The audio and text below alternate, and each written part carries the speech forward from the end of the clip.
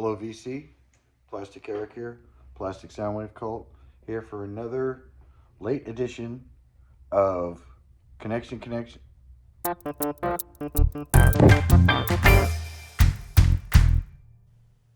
Sup nerd? Welcome to Thursday Collection Connection, where we're playing that game. It's just an excuse to talk about records. Every week my brother and I show an album. My brother is Plastic Eric, and he's over on the Plastic Soundwave Cult channel. We each show an album every week, him on Monday, me on Thursday. The gimmick is that the album that we talk about has to in some way relate to the album previously shown by the other. And that's how we play. That's the short of it. So let's just get right into it. In Eric's last video, he talked about General Public, Hand to Mouth. It's a great album. I mentioned it in my video prior, last week, as a byproduct of the beat, and mentioned that I think that it's a great record. Come Again is a total bop, and it is amazing to me that it's about the Bible, weirdly. So I guess it's sort of a religious song, but it's finding a Bible in a hotel room. You don't have to be religious to enjoy it. It's got great horns, total upbeat. I think that maybe people felt like General Public was a little bit of a sellout, and I think it was a little bit of a sellout in that they went pretty pure pop, trying to, take over the world as they do, as one does in an ambitious pop band. They wanted their music to be heard and bought and enjoyed. So in that sense, probably a sellout. But the tunes were just so good, that it disappoints me a little that it was not a bigger hit. But then again, that means I get to claim it a little more for my own. So much the better. It's a shame. It's kind of a forgotten band, but I really enjoy Hand to Mouth. For a connection, thought a little bit about I guess Forward Is One maybe is the song where there's a drill sergeant sort of character at the end who says, on the count of 1, you will jump into the air, and on the count of 2, you will return to the earth. 1. Wait for it. Wait for it. So little gag, but little drill sergeant character. And I thought about another album that had a drill sergeant character in it, but that one is from Madness. Seemed maybe a little too close. We've kind of been in that early 80s ska band kind of period, and I thought that was a little too close, and I couldn't think of another one off the top of my head where there was a drill sergeant. But that was the first connection that I made and rejected. Instead, I went the direction of the fact that General Public, in addition to featuring the Beats' Dave Wakeling and Ranking Roger, had additional members from other bands of the day.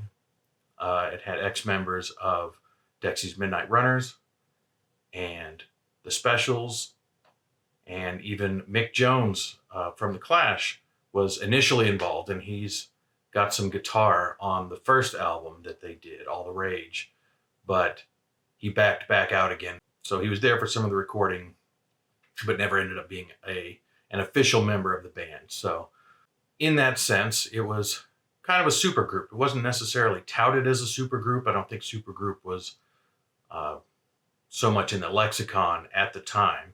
It happened from time to time, but this was like a new band. It was their next project, but it happened to be made up of people who came out of bands that had already to some degree made it. And so I'm going to try a thing here, just because I thought to do it, and the fact that I have both albums here that I'm talking about this week.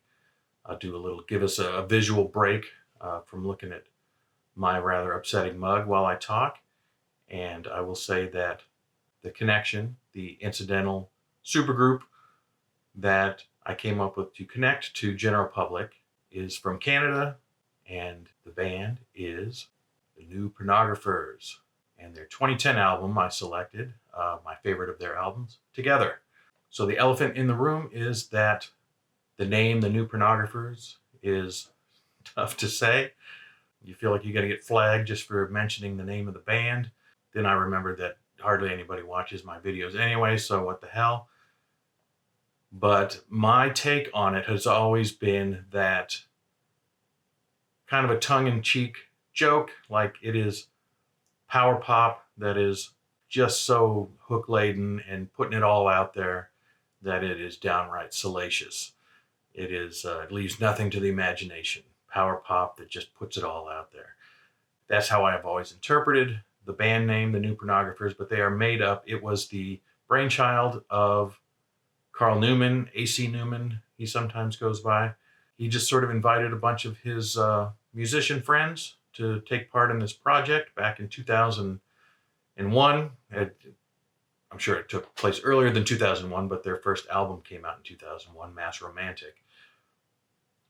And he invited his friends Dan Behar, who was from the group Destroyer, and Nico Case, who was kind of just beginning a solo career, had been a drummer in a group in the 90s. She was starting her own singing career in an alt country vein for a while before kind of going a little more straight pop herself, but in a very art pop kind of way. But anyway, Nico Case was there. John Collins, who I'm already forgetting the name of the band that he was in, and AC Newman himself, who had been in the band Zampano and also releasing solo material. So I think the original intent was for it to be kind of a one-off. And one of the singles from that, The Slow Descent into Alcoholism, is just an absolute banger and makes good on my interpretation of the band name. Just instantly catchy and just sticks in my head, and I love it to this day. I've been listening since 2001. They were one of those bands along with Spoon and somebody else I was trying to think of. There was a third band, but I'm forgetting who it is now, that I personally discovered through sort of best of 2001 end of year lists, and Spoon and the New Pornographers came up again and again, and I checked them out and I said, hey, this is good stuff. So I bought the albums and have been buying both bands ever since. And so interestingly, as a side project, this was sort of originally billed as a side project, been rather amazingly prolific. They are on the cusp, as of my recording this, of putting out their 9th album called Continue as a Guest, and that's going to come out next month. So I don't know who looks at it as their main gig now. I don't know if Carl Newman, I don't think he's put out any non-New Pornographers albums in a while. They've gotten a lot of mileage out of this band that started as kind of a lark back in 2001. They're still going, still releasing material, but I am focused on 2010s Together, which is my favorite.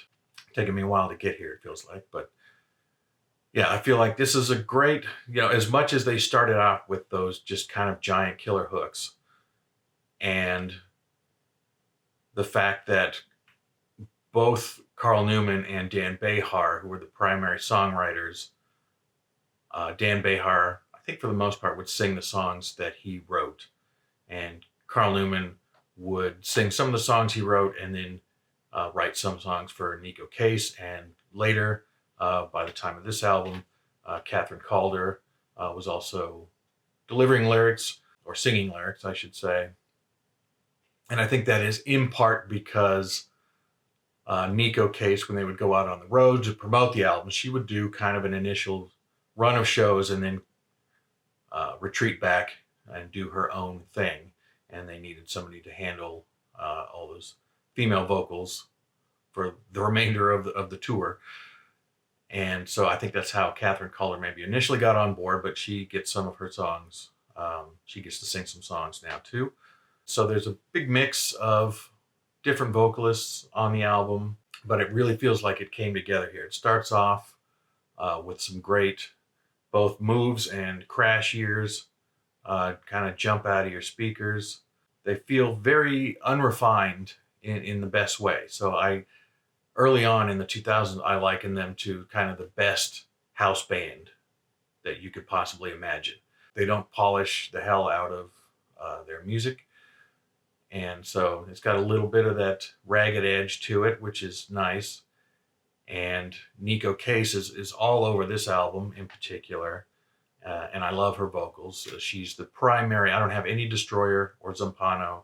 I have one AC Newman album that I don't really listen to or haven't familiarized myself with. But I do have a number of Nico Case albums, and really enjoyed the album that she collaborated with Katie Lang and Laura Veers a few years ago, just called Case Lang Veers. That's a good one. But yeah, her vocals really send this stuff over. She's a great singer. Yeah, this is packed beginning to end. And so while there's nothing maybe as strong individually as some of their highest moments, like The Slow Descent into Alcoholism, I think beginning to end, it's just top notch.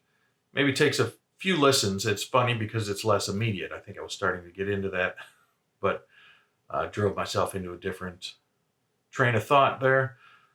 They did get a little more introspective after a while, and it's not like they dropped the pop hooks at all, but maybe not quite as immediately throat grabbing as the stuff on Mass Romantic.